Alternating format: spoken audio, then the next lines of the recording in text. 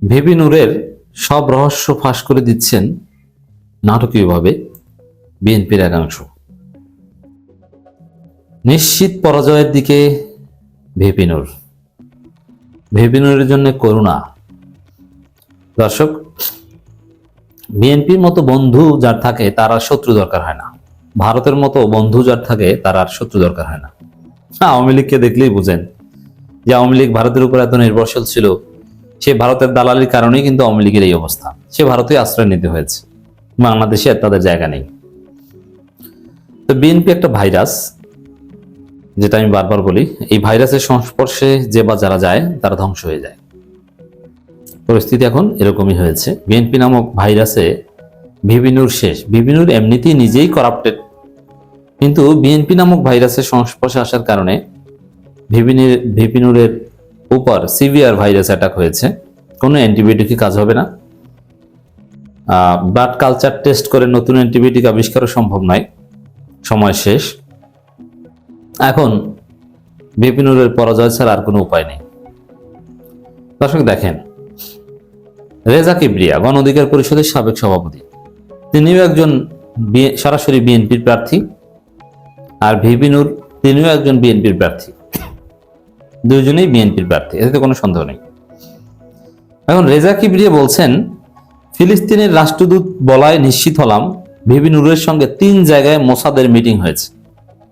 Mossad মানে ইসরায়েলের গোয়েন্দা সংস্থা, ইহুদিদের গোয়েন্দা সংস্থা।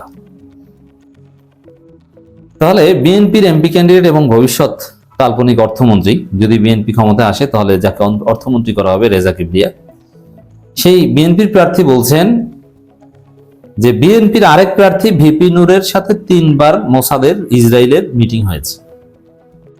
এখন কি মনে করেন যে বাংলাদেশের জনগণ, আবার ভিপি নূর নিজেই হতাশা প্রকাশ করেছেন যে পটুয়াখালীর গলাচিপা 10 মিনার কোনো বিএনপি তাকে হেল্প করে না, সব হাসান আল মামুনের সাথে, ইউনিয়ন থেকে ওয়ার্ড পর্যন্ত সব হাসান আল মামুনের সাথে, 2-1 জন আছে ভিপি নূরের সাথে।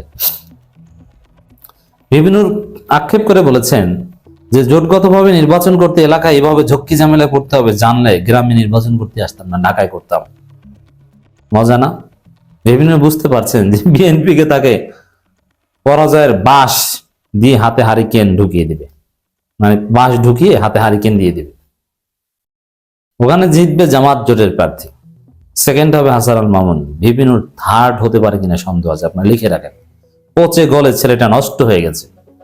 এমনিতেই নিজে বিকাশের টাকা মেরে খেয়েছেন, আর বিকাশের টাকা মেরে খেলে এগুলো কিছু কিছু মানুষ ক্ষমা করতে পারে, কারণ ভিপি নূর যে অবদান, তার যে সাহসিকতা, তার যে ত্যাগ, তার যে মায়ের খাওয়া, এই কারণে আমরা বিকাশের টাকা মেরে খাওয়াটা ক্ষমা করে দিলাম।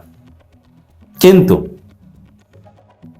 প্রমাণিত ইহুদিদের দালাল বাংলাদেশের মাটিতে নির্বাচিত হতে পারে না। বাংলাদেশের জনগণ ইসরায়েলের কিংবা কোনো ইহুদিদের দালালকে ভোট দিতে পারে না। বিএনপির আসলাম চৌধুরী মোসাদের সাথে মিটিং করেছেন, এটা এখন পর্যন্ত প্রমাণিত না, যদিও ঘটনা সত্য। সজীব ওয়াজেদ জয় মিটিং করেছেন ইহুদিদের সাথে, ইসরায়েলের সাথে, প্রমাণিত না, কিন্তু ঘটনা সত্য। কিন্তু ভিপি নূর ইসরায়েলের সাথে মিটিং করেছেন, মোসাদের সাথে মিটিং করেছেন, এটা প্রমাণিত সত্য।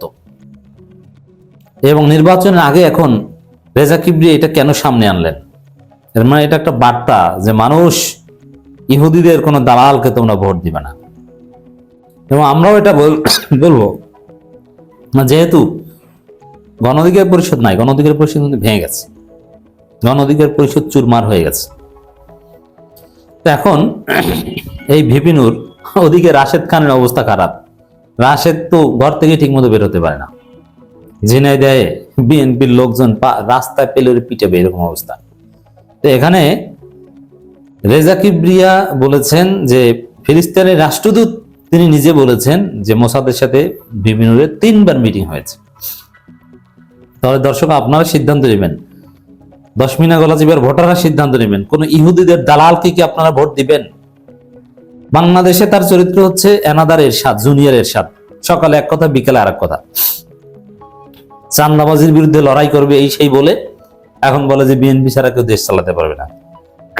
কেন? ইসরায়েলের সহায়তা নিয়ে আপনি চালান, কারণ আপনি তো ইসরায়েলের বন্ধু। ইহুদিদের দালাল।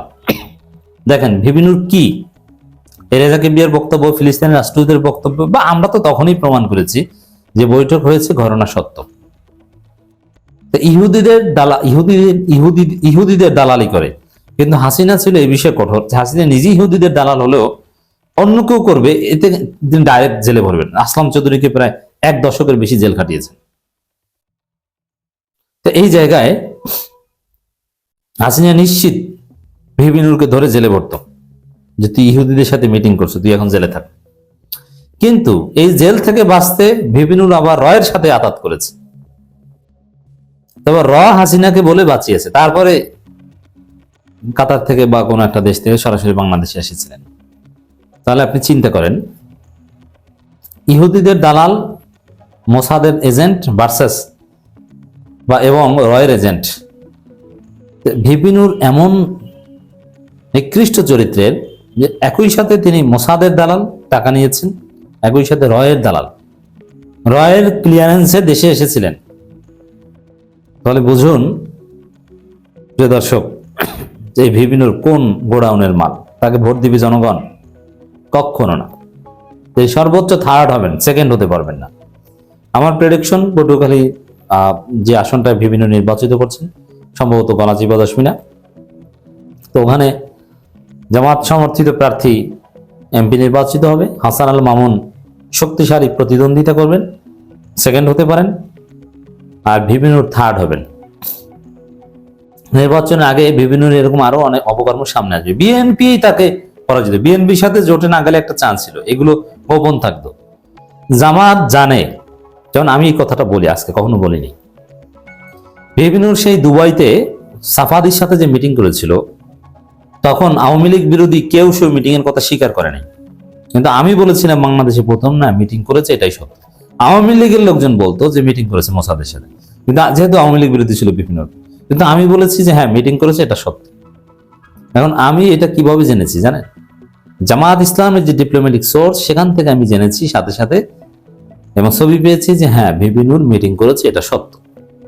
নইলে আওয়ামী লীগের কথা জনগণ বিশ্বাস করতো না। তা আমি বলেছিলাম।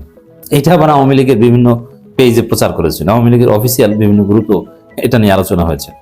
আর আমি জেনেছিলাম কেউ জামাত ইসলামী ডিপ্লোম্যাটিক সোর্স থেকে জেনেছিলাম, আজকে স্বীকার করলাম। জামাত জেনেও কিন্তু জামাত এটা গোপন রাখতো। তো জামাত জোটে গেলে এগুলো তওবা হিসাবে, তওবা করলে হয়তো মাফ করে দিত। কিন্তু বিএনপি আরেক প্রার্থী তো ইহুদিদের দালালির বিষয়টা এখন সামনে আনলো। এখন আমরা, আচ্ছা এই মুহূর্তে আমি কি আলোচনা করতাম যে ইহুদিদের দালাল ভিবিনুরকে ভোট দেওয়া জায়েজ নাই? এই কথা আমি বলতাম? কেন এই কথা বলছি? রেজা কিবরিয়া বলেছেন বলে বলছি।